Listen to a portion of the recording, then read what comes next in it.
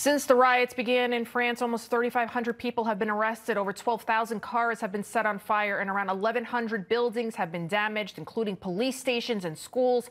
The economic damage is estimated to be in the billions. Joining me now to discuss, author and former member of the National Security and Foreign Policy Advisory Board for Trump, Ken Timmerman. Also with us, global business consultant Hillary Fordwich. Thank you both for joining me this evening. Hillary, I'll start off with you first. Is this the end of Macron politically? Well, thank you for having me back, Lydia. Pleasure to be with you. Few things here. He seems to be a man with, like a cat with many, many lives. He has been in the centrist party, and he's renowned for saying, on the other hand, when he addresses any cultural issues, but actually it may be one photograph that is his downfall, and that is, and video, that is of him partying at the Elton John concert, literally while Paris was burning.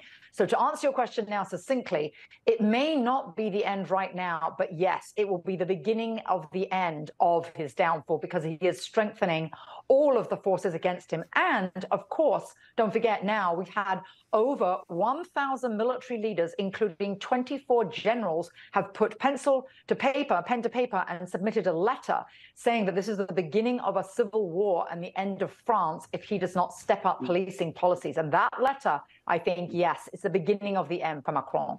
You know, Ken, what's funny is Trump predicted this back in 2016. Remember, he got a lot of flack for it. He said France is not France anymore. These people, they do not want to assimilate. And nobody's been talking about it. We're talking about it here, that the majority of people that were rioting in the streets, they're young, able-bodied men. They're Muslim men. A lot of them came into the country as so-called refugees. How did it get to this point? It seemed like Paris was a powder keg just waiting to explode. And the killing of this 17-year-old was basically the light to that match. Well, I think you're right. Powder keg is really the best image to use. This has been going on for decades. There is a huge Muslim population in France that was basically sought out by the French. They brought them in as cheap labor starting in the 60s and the 70s after the war in Algeria.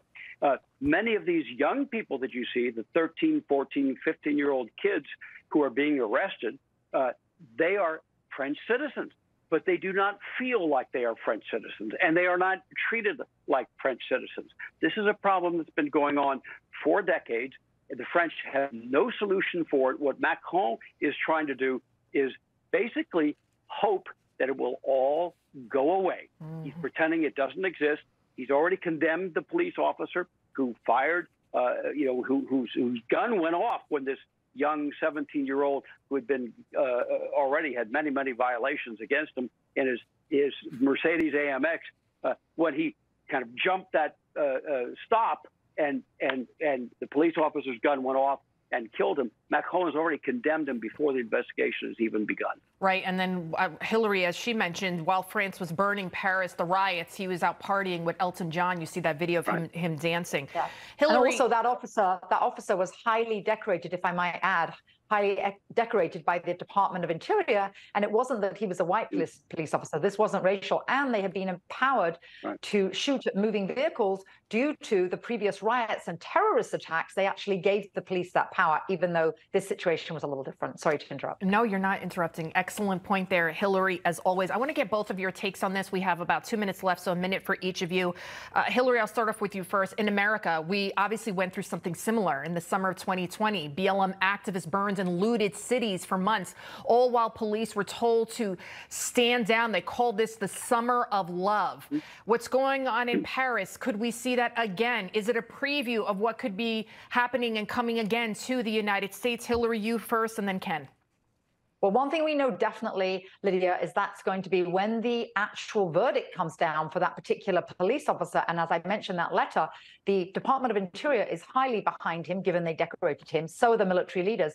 And when that verdict comes down, I would predict then you're going to see, yes, absolutely civil unrest, although I don't know when that verdict is going to come down. And this is not just France. This is French-speaking Belgium this is spread to, and it's spread also to Switzerland. And now you're even seeing Sweden is building a massive, Finland's building a massive wall fence against Russia for these same immigrants coming in. And same thing, Greece is building a massive wall. This is not just France. This is these illegal immigrants across Europe, and predominantly Muslims. And last but not least, the imams across TikTok have obviously been inciting this as obviously an uprising and the end of French society, they're calling it. Wow. And Ken, here too in the United States, we're just letting in all of these illegals come in. Most of them are young, able-bodied men from places all across the world. Yes, but our problem in the U.S. is very different from in France. We're not allowing millions, tens of millions of Muslims come in who do not want to be assimilated, who do not like our Judeo-Christian culture. That's what's happening in France and across Europe. You have Muslim leaders who are saying by 2050, we will become a Muslim majority in Europe, and we will shut down Christian churches. We will shut down Jewish synagogues. It's a very different situation here in Europe. I'm in the south of France. I've lived here for 18 years before writing this book, and the rest is history. I talk about France a lot. This is a deep, deep problem that the French have never wanted to address. And by the way, one last point. This is tremendously important. This is BLM 2020 in France, but it's an international anarchist and communist movement. What we're really seeing here is the rebirth of Karl Marx in 1848, before they had Russia, before they had a communist country. This is an international communist country, movement trying to find the weak link. Which country can they topple first? Wow. Which country can they break first? Ken, real quick, the name of your book. And the rest is history. It's a story about hostages, arms dealers, dirty tricks, and spies. All right, and the rest is history. Thank you so much, Ken Timmerman and Hillary Fordwich, for being with us. Thank you. Pleasure.